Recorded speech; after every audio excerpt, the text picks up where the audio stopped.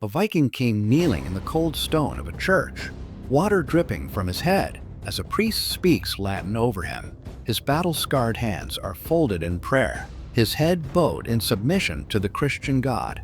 The year is around 948, and Erik Haraldsson, known to history as Erik Bloodaxe, has just been baptized. You'd think this moment would mark a transformation, a turning away from the violence that earned him that terrifying nickname.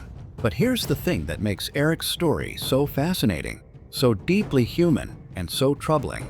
The baptism changed nothing.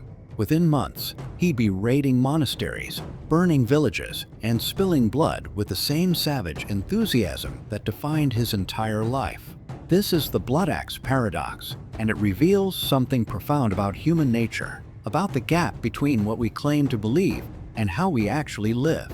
Erik's story isn't just medieval history. It's a mirror held up to every person who's ever sworn to change, taken a vow, made a promise to be better, and then fallen right back into the same patterns.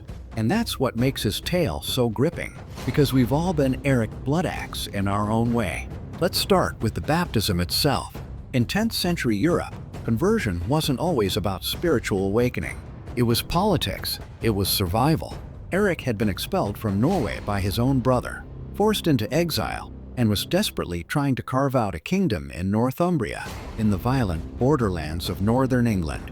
The Christian Anglo-Saxons didn't trust pagans. They wouldn't ally with pagans. They certainly wouldn't accept a pagan king. So Erik made a calculation that Vikings across Europe were making in that era. He'd accept baptism, mouth the words, undergo the ritual, and gain the legitimacy he needed to rule. The ceremony probably happened at York, in the shadow of the great minster that still stands today. Imagine the scene. Erik's warriors lined up, watching their king submit to this foreign god. Some probably converted alongside him, more out of loyalty than conviction. Others must have stood there gripping their Thor's hammers, wondering if their leader had lost his mind or his courage. But Erik understood power. He knew that in this new Christian world, you needed the church's blessing to wear a crown. So he bent his knee, felt the holy water on his skin, and promised to forsake his old gods and his old ways. And then he went right back to being Erik Bloodaxe. Within a year of his baptism, Erik was raiding again. He attacked monasteries, those very symbols of the faith he'd supposedly embraced. He killed priests. He burned churches. He led his warriors in the exact same style of warfare that had defined his entire brutal career. The chronicles describe him as a tyrant, as cruel and treacherous. One account says he murdered 9 of his own brothers to secure his claim to Norway's throne. Another describes him ordering a skald, a poet, to be killed simply for composing verses he didn't like. This wasn't a man undergoing a spiritual transformation. This was a man who'd learned to wear Christianity like armor when it suited him, then strip it off when it didn't. So what do we make of this? Was Erik a hypocrite? Absolutely. Was he cynical? Without question. But he was also something more interesting. He was profoundly human, because Erik's paradox isn't really about Vikings or Christianity or medieval politics. It's about the uncomfortable truth that belief doesn't automatically change behavior, that knowing what's right doesn't mean doing what's right, and that we're all capable of holding contradictory ideas in our heads without feeling the slightest bit of discomfort. Think about it in modern terms. How many people claim to value honesty but lie when it's convenient? How many profess to care about the environment while living in ways that destroy it? How many speak about peace and compassion, then treat those closest to them with cruelty? We recognize the hypocrisy in others instantly, but in ourselves, we find ways to explain it, to rationalize it, to make it seem reasonable. Erik did the same thing. In his mind, being a Christian king and being a violent warlord weren't contradictions. They were both tools in his survival kit. The church of that era had a complicated relationship with this reality. Missionaries across Scandinavia were converting Vikings by the thousands, but they knew that most conversions were shallow, that old beliefs died hard, that Thor and Odin still lived in people's hearts even after they'd been baptized. Some priests probably saw men like Erik as projects, as souls that needed more time to truly understand the faith. Others must have been horrified. watching baptized Christians behave like pagans and wondering what they'd really accomplished. The church was playing a long game.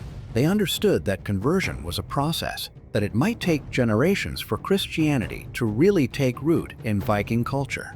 So they accepted Erik's baptism, even knowing what he was. And here's where the story gets even more interesting. Erik's life ended violently, as you might expect. He was betrayed, ambushed, and killed at Stainmore around 954, probably by rival warlords who'd had enough of his tyranny.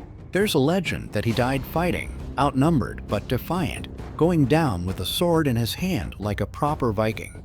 No priest at his bedside, no last rites, just blood and steel and the cold northern wind. His body was probably buried without Christian ceremony, despite his baptism years earlier. He lived between two worlds and died belonging fully to neither. But Erik's legacy lives on in this paradox, in this gap between who we say we are and who we actually are. His story forces us to ask uncomfortable questions. What does it mean to truly convert to anything? A religion, a philosophy, a way of life? Is a vow we don't keep worse than no vow at all? Can someone claim to believe something if their actions consistently contradict that belief? And most troubling of all, how much of our own proclaimed values are just as hollow as Erik's baptism? The Bloodaxe paradox isn't really about Erik failing Christianity. It's about the human capacity for self-deception, for believing we've changed when we haven't, for thinking that a single moment or decision or ritual can transform the deep patterns of a lifetime. Erik wanted the benefits of Christianity without its costs. He wanted the crown without the cross. He wanted to be seen as a legitimate Christian king while living as a pagan warlord, and for a while, he pulled it off. In the end, Erik Bloodaxe stands as a haunting reminder that transformation is harder than we think, that declaring change and actually changing are two very different things, and that the most dangerous lies are the ones we tell ourselves. His paradox echoes across centuries, asking each of us, what would we see if we held a mirror up to our own contradictions? What bloodaxes do we still carry while claiming we've converted to peace? And perhaps most importantly, are we brave enough to put them down?